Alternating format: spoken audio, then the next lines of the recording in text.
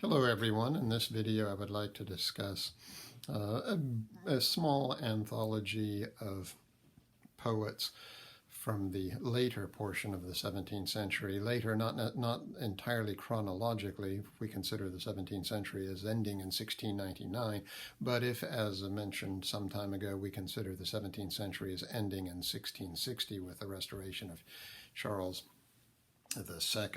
So these were poets who flourished in the 40s and 50s and to some extent into the 60s. And these poets are Edmund Waller, Richard Lovelace, and Abraham Cowley. Now, the first of these I want to take up is Edmund Waller. He lived from 1606 to 1687. He was educated at Eton, which shows that he was relatively well-to-do. Educated at Eton and then at King's College, Cambridge. He studied law for a time, and in the early 1630s he married into money, shall we say. His wife died not long thereafter. Just a few years they were married, and so he was more or less set for life. He seems to have courted, this is the Saccharissa, by the way, that he refers to under the name of Saccharissa that you'll see in his poem on Penshurst. He seems to have courted a scion of the Sidney family, though they did not apparently get married. In the Civil War, in the difficulties surrounding the Civil Wars, Waller threw in his lot with the king, though when Cromwell came to power, he did write a panegyric on Cromwell. In those days, some people did seem to serve both sides, but I think Waller's politics was pretty squarely on the side of the king, though it was qualified to some degree with some Republican principles. What Waller is primarily known for, though in the 18th century, he was very highly regarded as a poet, not so highly regarded in our own day, but what he is, sort of literary history seems to have settled on regarding Waller primarily for matters of style. We've talked about the 17th century as being, 17th century poetry, I should say, as being divided between two main styles, the metaphysical and the neoclassical, the followers of John Donne and the followers of Ben Jonson. And though John Donne's style is so remarkable, it's really the style of Ben Jonson, the neoclassical style, that wins out in the end. Metaphysical poetry really dies away by the 1650s, 1660s, and it's with the coming of Charles II to the throne in 1660, who brought with him the reigning classicism of the French court, where he had been in exile during the 1650s.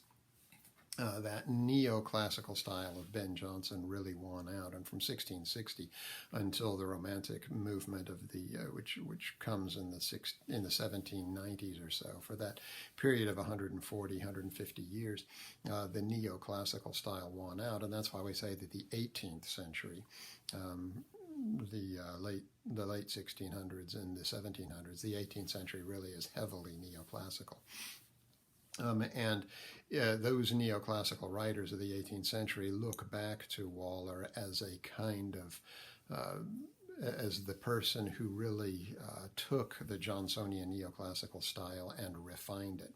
In particular, he refined the use of the iambic pentameter rhyming couplet, which became so prominent a feature of neoclassical poetry that it developed a nickname, the heroic couplets. One of the two greatest neoclassical poets, John Dryden, who started writing in this, it was really hit his stride in the 1660s, 1670s, 1680s, wrote a number of verse dramas. These were called heroic dramas, and they were written in this iambic pentameter rhyming couplets, and so for that reason they came to be known as the heroic couplets. In addition to John Dryden, the other absolute master of the heroic couplet, of course, is Alexander Pope, who's writing in really from about 1710 till about 1740 or so, and by the way, translated Homer's Iliad and Odyssey into heroic couplets and really rung the changes on that form. But his forerunner is Edmund Waller, and as I say, that's really why he's remembered today. I want to look at a couple of his poems briefly. His poem At Penshurst, and then the first canto of his Battle of the Summer Islands. His poem At Penshurst one can't help but compare to Ben Jonson's much greater poem To Penshurst. The titles are suggestive. Ben Jonson's poem really is about Penshurst. It might as well be addressed directly to the place, and Ben Jonson's poem is all about the place. Here we have the subtle difference in title, At Penshurst, with Waller. And Waller's is indeed set at Penshurst and mentions some of the features of the place that you find in Ben Jonson's poem, but really it's more a love poem which happens to take place at Penshurst because it is it's written to the, as I mentioned, this scion of the Sidney family, and of course Penshurst was the seat of the Sidney family. For that reason, it's more conventionally a love poem, and really is certainly not a country house poem in the sense that Ben Jonson's is. It's fairly conventional in its classicism. Had Saccharissa, the name Saccharissa, of course, meaning sweet one, is a very classical sounding name. It comes from the Greek and Latin languages. Had Saccharissa lived when mortals made choice of their deities, the sacred shade. Again, notice the iambic pentameter couplet. Iambic pentameter gives us a sound, da-dum, da-dum, da-dum, da-dum, da-dum. That's the rhythm of iambic pentameter, and then it's set in rhyming couplets, A, A, B, B, C, C, D, D.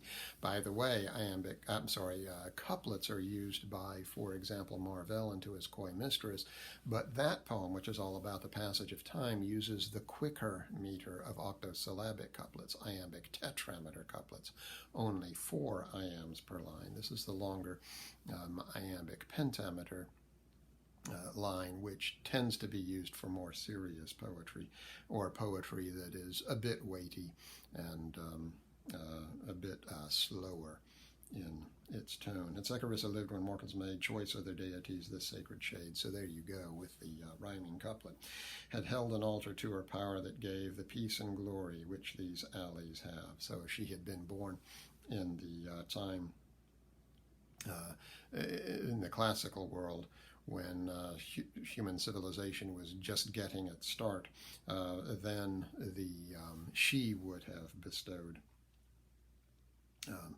she would have been turned into a goddess and would have conferred all the beauty and dignity upon this estate that the gods have. So essentially comparing her to she's essentially a latter-day goddess. This is certainly not a metaphysical thing to say. It's a entirely typical thing to say. It goes all the way back to the Odyssey, when Odysseus, for instance, in Book 6 of the Odyssey, is praising Nausicaa, a girl he meets on the beach. He speaks of her as being like a goddess. So it's entirely, it has a long tradition and is not the kind of surprising and shocking thing that you'll find in Donne when he speaks of his beloved as a flea, for instance, and so on. He goes on around line 12. He mentions even the plants acknowledge her beauty and wondrousness, and her admire no less than those of old did Orpheus's lyre. So we get the reference to the classical reference to Orpheus, who was able by his incredibly skillful musical playing to sway nature itself. If she sit down with tops all toward her bowed, they round about her into arbors crowd. So the woods that Johnson talks about in a more natural way as a benefit of nature that is conferred upon the estate at Penshurst, that is described in terms of love here, that the wood apparently has come to as a congregation of trees that have hurried to this spot in order to surround Saccharissa. So it's all this tribute to her beauty. And if she happens to walk along, then they stand in straight files, as they would when they are enclosing the long drive to the home, and so on. So, and then the lofty beeches, these trees that are mentioned in Johnson's poem, ye lofty beeches tell this matchless dame that if together ye fed all one flame. So if you cut down all the trees, in other words, and made one gigantic bonfire of them, it could not equal the 100th part of what her eyes have kindled in my heart. So again, that the lover's heart is inflamed by the eyes of his mistress. Again, it's not particularly original poetry. These are the sorts of tropes that we find in medieval and Renaissance literature, love literature. So it's to be compared with Johnson's Penshurst, inasmuch as Johnson uses the iambic pentameter couplet in that poem, but Waller refines that a bit, smooths out the iambic pentameter, and uses it. It's going to become, his idiom is going to become the tool that John Dryden really uses to great effect a bit later during the Restoration period. It's not nearly as powerful a poem as To Penshurst, because that's an original kind of poem addressing a place, and we learn much about the place in that poem. Here we learn very little about the place. He's touching on the same on some of the same hallmarks of the place that Johnson gives us, the grove of trees, for instance. But we don't learn much about the place. That's not Waller's purpose. What we learn is that he is inflamed with love for Saccharissa, and he's giving us this poem as yet another testimony of his dedication to her. In that regard, it's not particularly original, but he does use the heroic couplet, or what will become the heroic couplet, very nicely. He does the same thing in the Battle of the Summer Island, the first canto of the Battle of the Summer Islands, which gives us a description of Bermudas, and this poem is interesting to compare with Andrew Marvell's Bermudas, of course, which again is a much more highly original description of the Bermudas. If you recall some of the very odd and peculiar descriptions in Marvell's piece, it's rather curious to compare Marvell with Waller because so many of the images are the same, and yet in Waller's hands they're much more conventional. They're much more decorous. They're the kinds of thing that you would expect in a rather tame classical poem, as opposed to Marvell's very odd focus on on the images of the fruit, for example, that we discussed. But so many, it's very interesting, the comparison between these two, because so many of the points that these poems make are similar. And yet, as I say, Waller's is much more smooth, much tamer.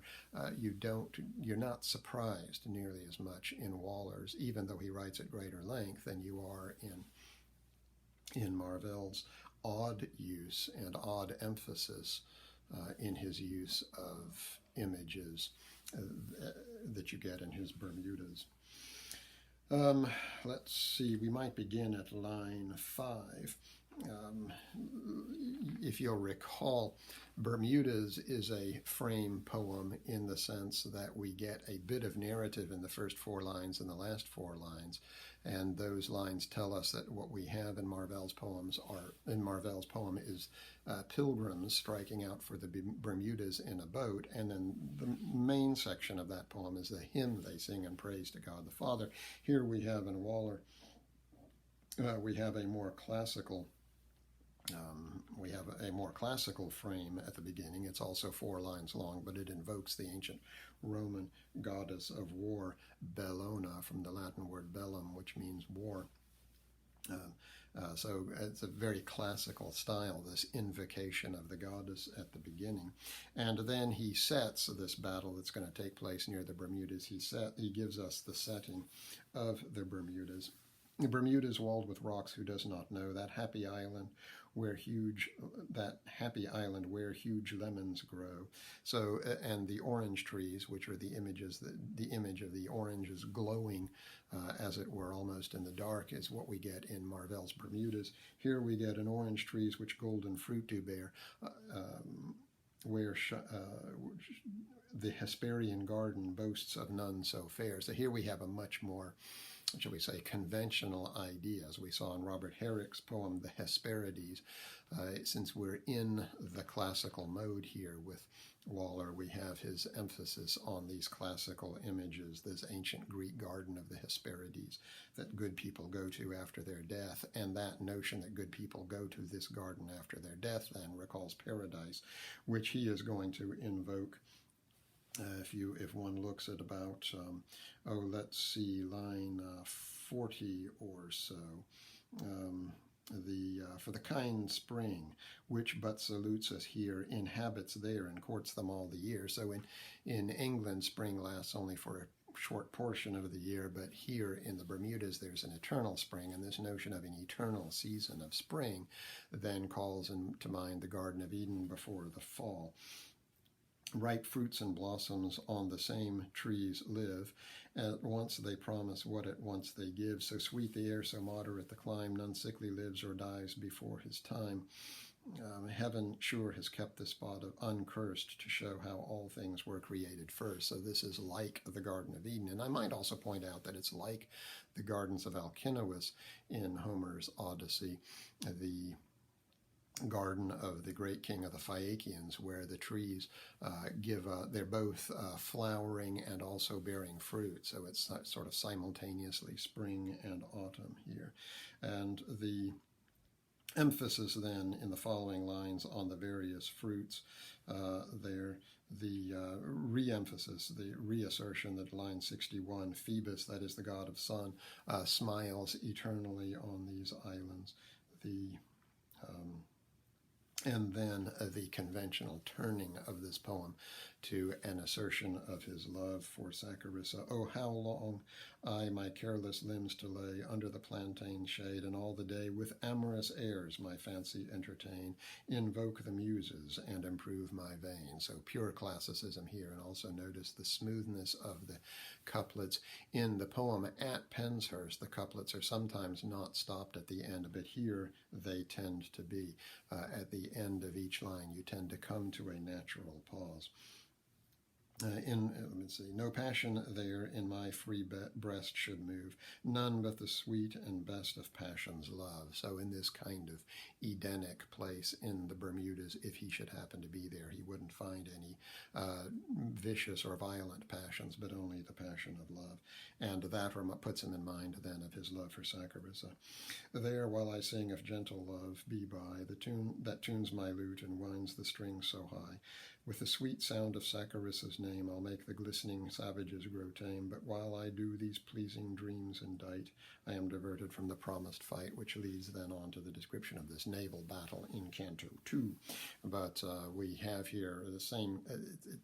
We have here a catalog of many of the same images that Marvell uses in Bermudas. But as I say, it's the point here in this poem is not that he turns these images in a striking and original way. This poem is much more conventional, but the sound of the poem is a very smooth use of the neoclassical heroic couplet that Dryden and Pope are going to use to such good effect in the coming decades. We turn then from Waller to Richard Lovelace. His dates are 1618 to 1657, so he didn't live terribly long. Lovelace was born in the south of England in Kent, and he was educated at Oxford. which conferred upon him his master's degree. He had done some studying for it, but it was essentially given to him because in the 1630s, the king and queen, paying a visit to Oxford, happened to see Lovelace and were struck by his beauty, and so they prevailed upon Oxford to grant him a degree as for his because of his physical appearance. He was, as one can imagine, a devoted follower of the king, and so he was eventually imprisoned during this. Towards the end of the Civil Wars, he was imprisoned for a time because of his association with the king, and seems to have been released, and in the 1650s apparently died rather poor. I want to discuss two poems by him, his very famous song to Lucasta, Going to the Wars, and then to look as well at his poem to Althea from prison.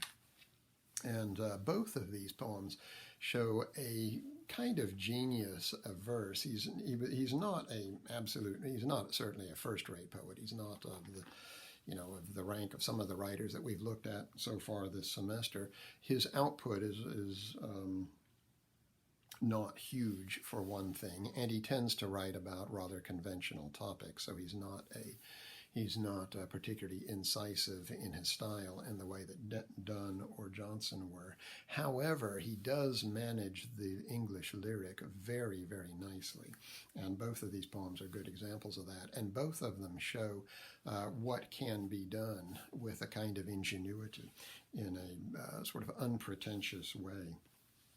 So his song, Lucasta, Going to the Wars, I think it makes a very nice point, and it's a rather paradoxical point. If we look at the grand tradition of Western literature, we note that a major theme is sort of the incompatibility of love and war, that war tends to disrupt the love that is the primary business, or one of the primary businesses of people at peace, that is the raising of families and establishing of civilization, people coming together as in love to establish civilization. You find this, for instance, at the beginning of Shakespeare's Richard III, in that famous soliloquy of Richard's, now is the winter of our discontent made glorious summer by the son of York, and so on, in which he talks about the civil wars now being over. Everyone turns his attention to love. He himself is so ugly and misshapen that he can't participate in love, and so he's going to prove a villain.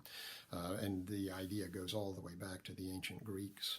We have Agamemnon, for instance, disrupting his domestic life with his wife Clytemnestra when he has to go off to the Trojan War, or we find Odysseus in the Odysseus returning from the Trojan War so that he can reestablish his family and his love for his wife. What Lovelace is saying in this nice lyric is he's suggesting that these values of love and war are perhaps not so incompatible after all, and that war, particularly if we think of war in terms of honor, that one is honor bound to go and fight for one's principles, that actually that's rather closely associated with love. So he begins, "Tell me not, sweet, I am unkind." And a reminder here that in the 17th century, unkind meant two things. It meant not very nice, but also not the kind of person, that he is too different from Lucasta. By the way, Lucasta, a perfectly classical name.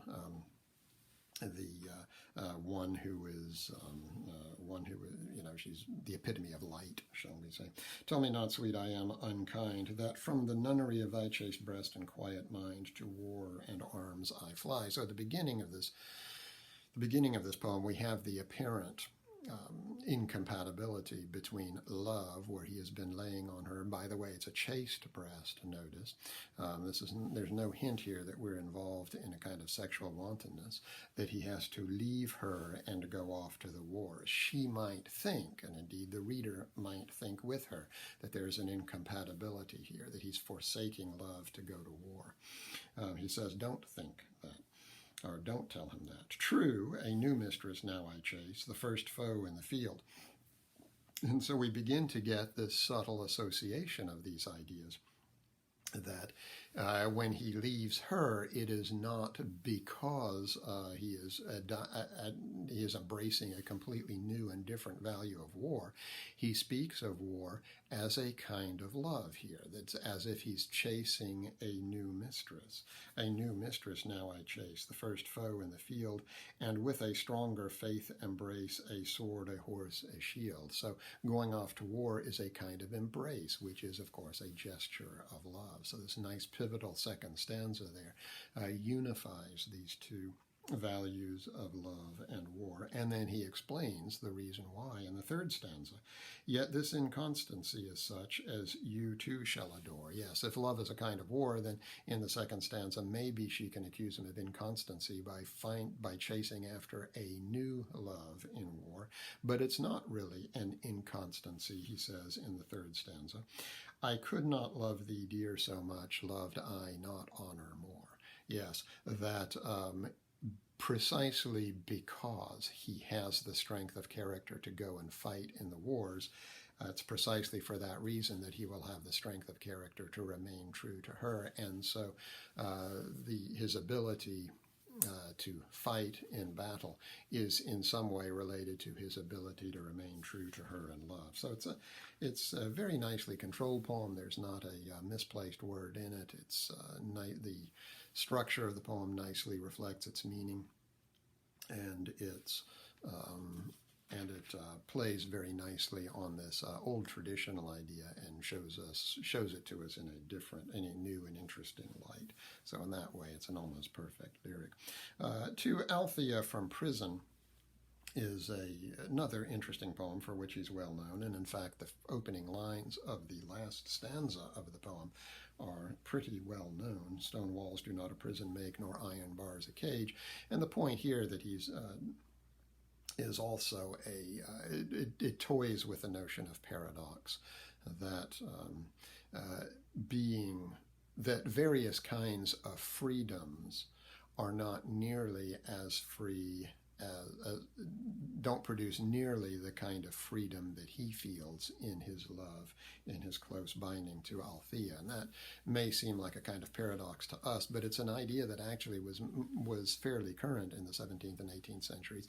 These periods in English history when people were historical forces perhaps were beginning to curtail the power of the king and beginning to grant more power to the common man, perhaps, that much thought was then given to the question of what liberty means, right? And liberty doesn't mean then, as it often does in our own day, just a complete ability to do whatever you like, but liberty nevertheless, in those days, rather perhaps paradoxically to our own mind, is a submission to an authority, not the authority of another person, but one's own authority if that person has been well educated and if that person submits to sound ideas and ideals. When love with by the way, that's a theme that you get a lot in John Milton, particularly. It's a central theme in Paradise Lost, written in the 1660s, around the time we're talking about now. Paradise Lost, of course, much concerned with liberty and what we do, whether a monarchy or whether a liberty is best. Satan seems to indicate in Paradise Lost that true and genuine liberty is a matter of simply getting to do whatever you want, not overseen by God. And Milton's idea seems to be in Paradise Lost that liberty, yes, that true liberty is found not in subjection to a monarch, but that it is found in subjection to godly principles. When love with unconfined wings hovers within my gates, and mine divine Althea brings to whisper at the grates, when I lie tangled in her hair and fettered to her eye, the gods that wanton in the air know no such liberty. So even the gods who fly through the air are not nearly as free as he is, even though he's tangled in her hair and even though he is bound tightly to her eyes. That this kind of clear and unambiguous relationship to something that is very good, and the subjection to something that is very good is what produces true liberty. And then another example of liberty, being with one's friends and drinking and carousing, right? That's almost the definition of the term libertine as applied to a person, just getting to do whatever the heck you want on Saturday night, let's say, for Lovelace, that's not nearly as free as being in love. When flowing cups run swiftly round with no allaying Thames, when you're drinking pure liquor, that is, that hasn't been watered down by the river. Our careless heads with roses bound, our hearts with loyal flames. When thirsty grief and wine we steep, when healths and draughts go free, fishes that tipple in the deep know no such liberty. So even the fishes that swim in the ocean are not nearly as free as he is here in his celebration of friendship. When light-committed linnet's eye, that is songbirds, linnet's eye with shriller throat shall sing the sweetness, mercy, majesty, and glories of my King, when I shall voice aloud how good he is and how great should be, enlarged winds that curl the flood know no such liberty. So the submission to the king allows one freely to sing his praises, and that makes one freer even than the winds. And then finally, his famous final stanza, stone walls do not a prison make, nor iron bars a cage. Minds innocent and quiet take that for an armitage. If I have freedom in my love, and in my soul am free, angels alone that soar above enjoy such liberty. So if he has freedom in the mind, and if he is free in his love of Althea, then that is true liberty, as opposed to even a kind of liberty that the angels themselves enjoy in heaven above. So it's a nice, that also is a very nice lyric, very nice, very well controlled, it's very smooth. Does it come off the tongue? It's just a beautiful sounding lyric, but also one that is one that takes an interesting idea and works it a little bit. I might say, by the way, in terms of taking interesting ideas, however, in neither case are these ideas particularly difficult to understand.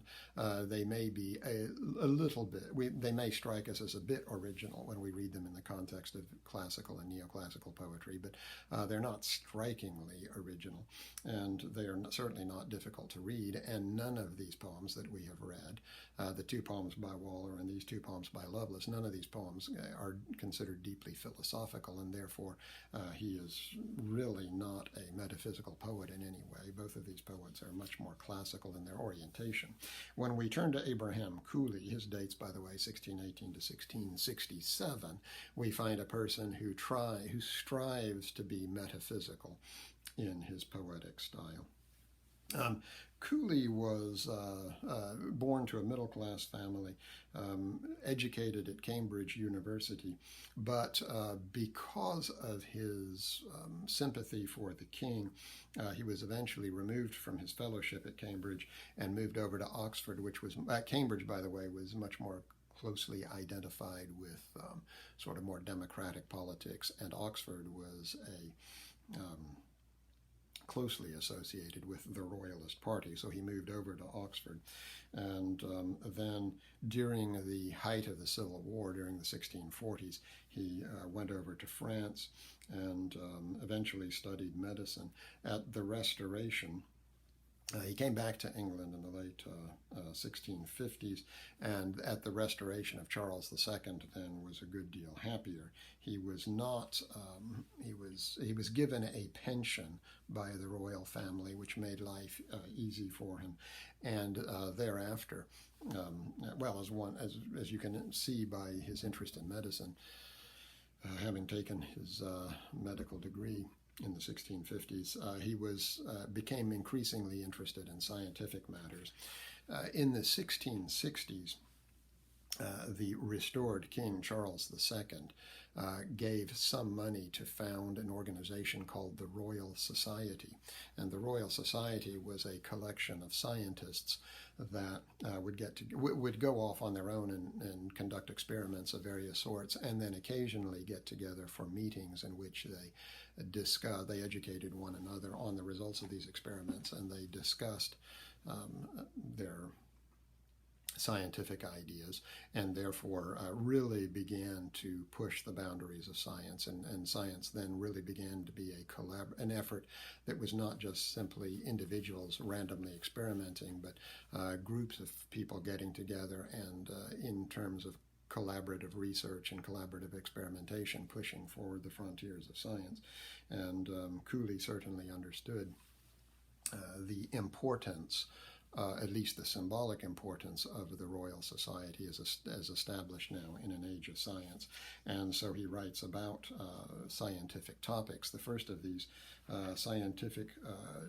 scientifically concerned or oriented poems I would like to look at is the one on light, his hymn to light. And it's metaphysical in the sense that it is philosophical in nature, and it's focused on an interesting and unusual topic, the notion of light, and looks at it from various perspectives, as sort of cultural and moral and scientific. But it lacks the kind of close concentration and power of a poem by Donne, and in fact much of what he says about light here is fairly conventional, as we will see. So he tries to be metaphysical in that sense, that it's a poem on a philosophical subject, and yet it lacks the kind of intellectual difficulty and toughness of a poem, and originality, I should say, of a poem by Donne. So at the beginning, he gives us a relatively standard description of light and its origin. That light is the first offspring of creation. Before light, there was chaos, and then comes light, and things begin to look more mild and look more pleasant with the coming of light. And thou tide, in the second stanza, thou tide of glory, which no rest does know, but ever ebb and ever flow. Light literally is glory, in that it glows. Those words are etymologically related, and it shines everywhere and makes everything look more beautiful and happy. Hail, act of nature's watchful life and health, her joy, her ornament and wealth. Hail to thy husband heat, and thee, thou the world's beauteous bride, and lusty bridegroom he. So light and heat are closely associated, of course, and notice the scientific bent of those lines, and that they produce such good things for our sight and for our bodily warmth. Then in the third, I take that back, in the fourth stanza, then we get not just the kind of stock scientific ideas having to do with light, but now we have introduced as well the Christian tradition. Say, from what golden quivers of the sky do all thy winged arrows fly? That, by the way, is purely classical, the notion that light is a kind of arrow that is shot forth from the god Apollo, who is the god both of the sun and also the god of archery, because the sun sends forth its rays like arrows. Swiftness and power by birth are thine, from thy great sire they came, thy sire the word divine. So that's a reference there to beginning of Genesis, that God created light by speaking the divine word. So we have here a union of the Christian and the classical traditions there. And we have an odd kind of anticipation almost of Einstein and his notion of light as a constant speed there in the the sixth stanza. Swift as light thoughts their empty career run, thy race is finished when begun. That light almost moves instantaneously. You can see this when you flip on a light switch, even in a large room. The room is instantly illuminated. And he goes on to say, let a post-angel start with thee, and thou the goal of earth shall reach as soon as he. So the angel, which is almost the expression of God's mind or God's thought, can instantly come to earth. So light will instantly travel to its goal. And as I say, that comes oddly close to what Einstein says about the speed of light, for instance, that the speed of light always travels at the constant speed of light. and that it's always traveling at the rate of the speed of light, faster than something that is moving at a fraction of its speed, and so on. So he gives us then some fairly typical, after he talks about light and how beautiful it is and how it decorates all the objects of the world below, he moves in the stanza that begins at about line 45, the guilty serpents. He begins there with sort of a discussion of the morality of light. And again, as I say, this is all fairly boilerplate. You can read a speech very much like this in Shakespeare's Richard II.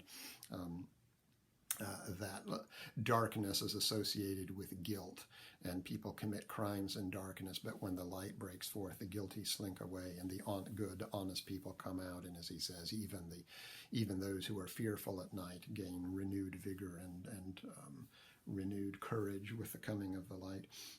The guilty serpents and obscener beasts creep conscious to their secret rests. Nature to thee does reverence pay. Ill omens and ill sight remove out of thy way. At thy appearance grief itself is said to shake his wings and rouse his head, and cloudy care as often took a gentle beamy smile reflected from thy look.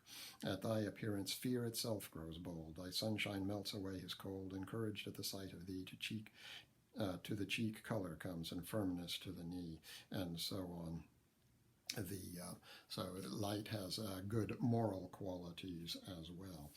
After this section, he moves on to talk about in ways that reflect the thinking about light in the later 17th century. And it's Sir Isaac Newton, by the way, that gives sort of the definitive description of light.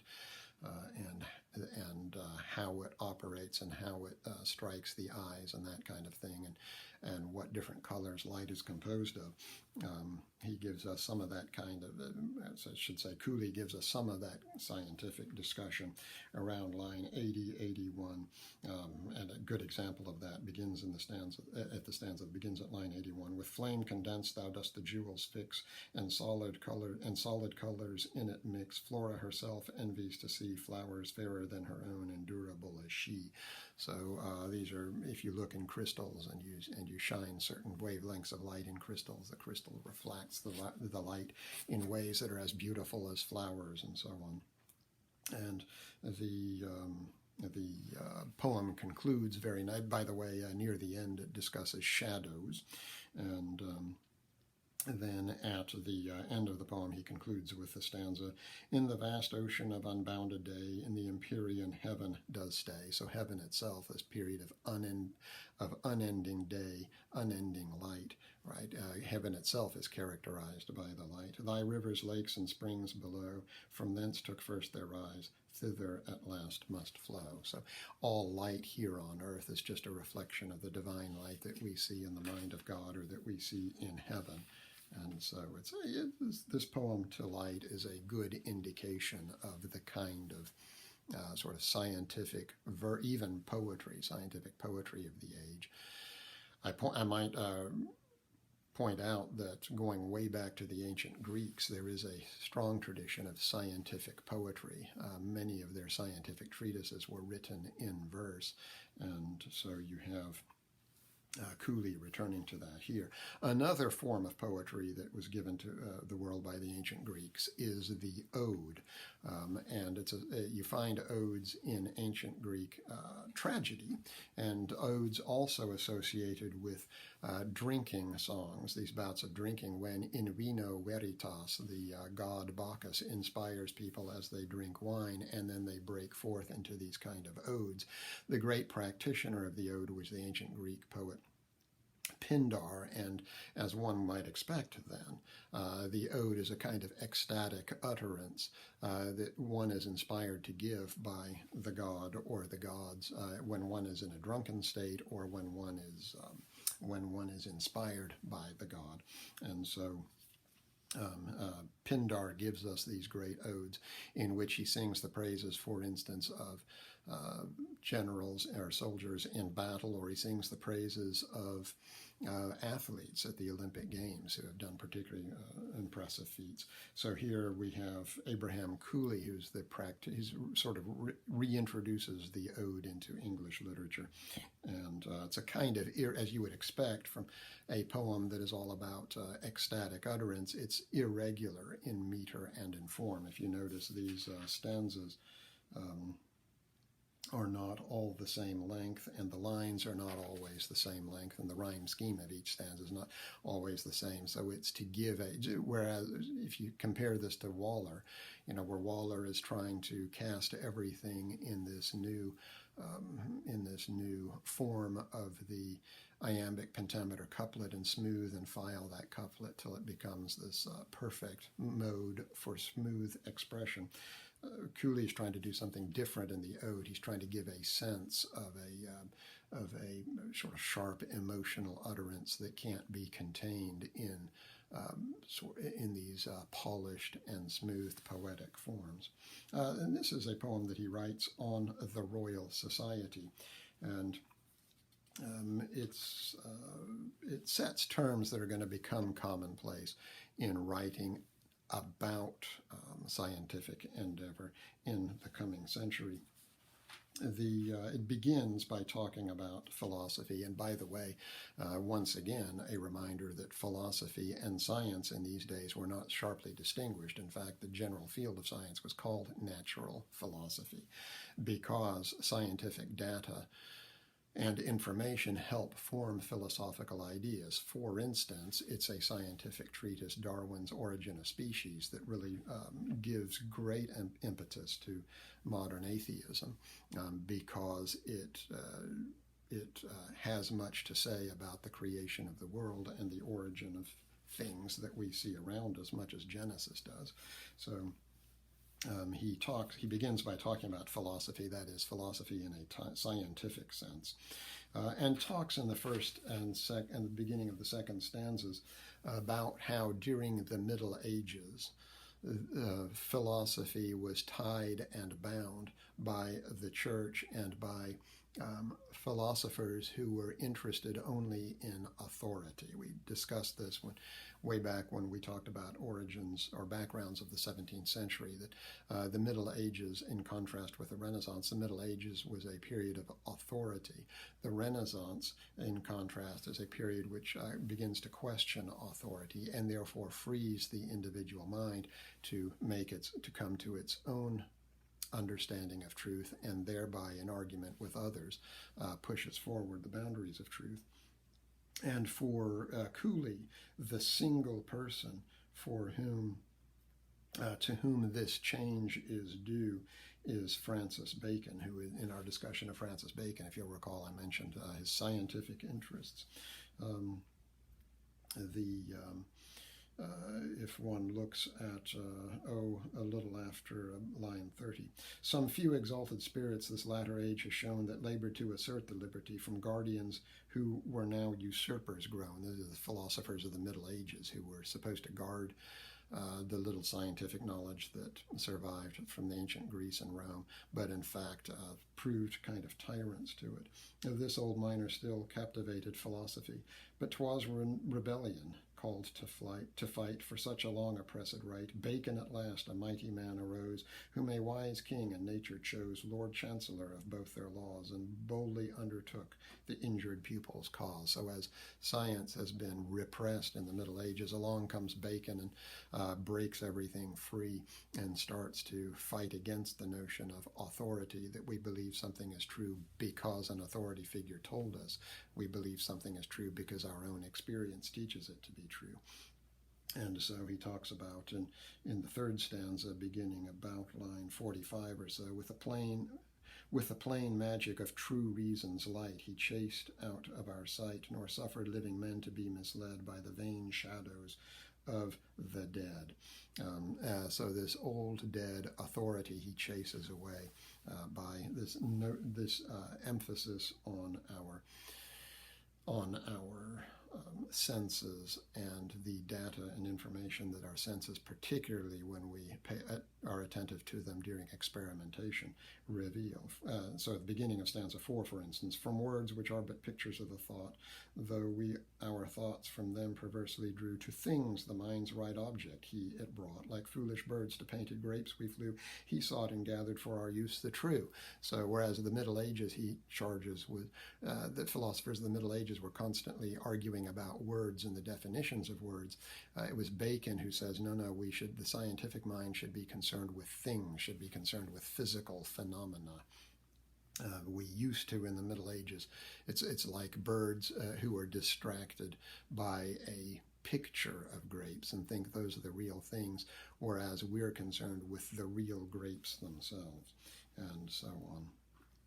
In stanza 5, by the way, notice that he moves on from some of these classical allusions of earlier in the poetry, also to biblical allusions. Bacon becomes a kind of Moses, he says, from these and all long errors of the way in which our wandering predecessors went, and like the old Hebrews, many a year did stray in deserts, but of small extent. Bacon, like Moses, led us forth at last. The barren wilderness he passed did on the very border stand of the best promised land. And then he goes on to point out that the promised land is going to be, the promised land of knowledge and understanding is going to be conquered by scientists. He continues the biblical images and references in stanzas 6 and 7 when he envisions this band of intrepid scientists who will conquer ignorance and bring us to new knowledge as being like Gideon, who with just a small select band of men managed to overcome all the hosts of Midian. You can read about that in the book of Judges in the Old Testament. And then in stanzas 8 and 9, he then turns his attention to Thomas Sprat, who was a bishop in the Anglican Church, who was interested in matter scientific, who he writes a history of the Royal Society, and in it he chronicles many of the scientific achievements of the day. And Cowley here is not only writing about the scientists, but he's also writing about the popularizers of science, or writers about science, because that's important too. It's very important what the scientists do in the laboratory. It's also important what average people make of these scientific discoveries and innovations, and how they avail themselves of these scientific discoveries. And so he writes about Thomas Sprat as one who communicates these scientific discoveries to the common man. And notice in stanza 9, as he says, with courage and success you the bold work began. That is the history of the Royal Society. Your cradle has not been idle. None e'er but Hercules and you could be at 5 years' age worthy a history. So Hercules at 5 years of age was already doing great things. He was, as an infant, of course, he was wrestling pythons and destroying them. And so the Royal Society, being quite young, is now also worthy of a history. And ne'er did fortune better yet the historian to the story fit. Thomas Sprat is perfectly suited to writing the history of the Royal Society, as you from old errors free and purge the body of philosophy. So as the scientists themselves are introducing light and new truth into our understanding of the world, so from all modern follies he has vindicated eloquence and wit, his candid style like a clean stream does slide, and his bright fancy all the way does like the sunshine in it play. So in the same way that the scientists are imparting us new knowledge and clearing away the cobwebs of darkness and error, so Sprat, with his new scientific style of writing, with its clearness and with its smoothness, is showing us a new style of prose that is going to grace the world. And it's, to some extent, Cowley is right about that. Sprat is certainly one of the heralds of the writers of the New Age coming after the Restoration, this New Age of classicism in prose, just as Waller, for instance, and Lovelace and following Ben Jonson were giving us the new style of neoclassicism in poetry. Cowley rather